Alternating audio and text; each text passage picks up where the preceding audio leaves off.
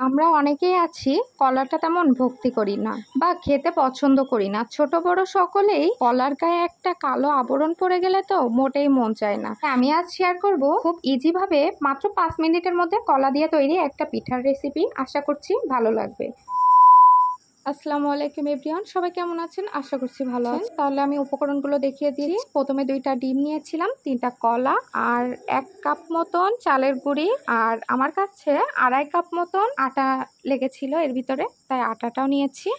এবার ব্লেন্ডারের জারের ভিতরে 3 পিস কলা ভালোভাবে খোসাটা ছিলে নিচ্ছি, যাতে এতে লেগে থাকা কোনো খোসা যেন না লাগে। এমন ভাবে খোসাটা ভালোভাবে ছাড়িয়ে নিতে হবে। নিয়ে সামান্য একটু লবণ আর পরিমাণ মতন চিনি দিয়ে দিয়েছি। আমি ভালোভাবে ব্লেন্ডার করে নিয়েছি। দেখুন ব্যাটারটা কত স্মুথ হয়েছে। এবার এর ভিতরে আমি একে একে 2টা ডিম ভেঙে দিচ্ছি, দিয়ে এবার এরপরে ভালোভাবে মিক্স করে নিব ব্যাটারটার সাথে, যাতে ভালোভাবে ডিমটা মিশে যায় আর ডিমটা ভালোভাবে ফেটে যায়। এবার এর ভিতরে একে একে আমি চালের গুঁড়ি এবং আটাটা মিক্স করে নিচ্ছি। আমার প্রায় কাপের মতন আটা লেগেছিল, আপনারা আপনাদের প্রয়োজন অনুযায়ী দিয়ে দিবেন। দিয়ে ভালোভাবে ফেটে নিতে হবে, যাতে এতে কোনো শুকনো উপকরণ না থাকে। এজন্য আমি খুবই স্মুথলি ভাবে ভালোভাবে সবকিছু মিশিয়ে নিচ্ছি। দেখছেন, মানে প্রথমে 2 কাপ দিয়েছিলাম, পরে আবার 1/2 কাপ মতন লেগেছে আমার। এই যে দেখুন কেমন হবে, এটা চোখের আন্দাজে বুঝে নিতে হবে। এবার আমি একটা চুলোয় কড়াই বসিয়ে দিয়ে পরিমাণ মতন তেলটা ভালোভাবে ফুটন্ত গরম করে হাত দিয়ে লেচি কেটে কেটে দিচ্ছি।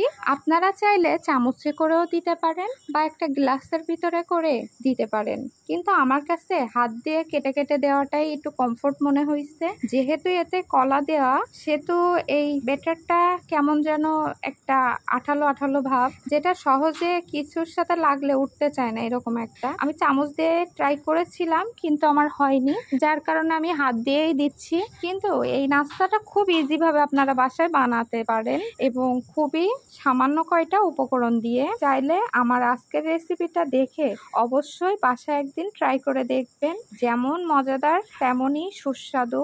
আর এতে কোনো ডিমের গন্ধ আর কলার গন্ধ কিছুই লাগছিল না। আমার কাছে তো মনে হয়েছে এটা একটা কেকের মতনই লাগছে। আমার বাচ্চারা আবার এই নাস্তাটা খেতে খুবই পছন্দ করে, ওদেরকে প্রায় বানিয়ে দিই। তো আমি এটা বলতে পারি, এটাই হবে বাচ্চাদের নাস্তা দেওয়ার জন্য উপযোগী একটা নাস্তা। যেমন হেলদি তেমনই খেতে মজা, ওরাও খুব পছন্দ করবে দেখবেন।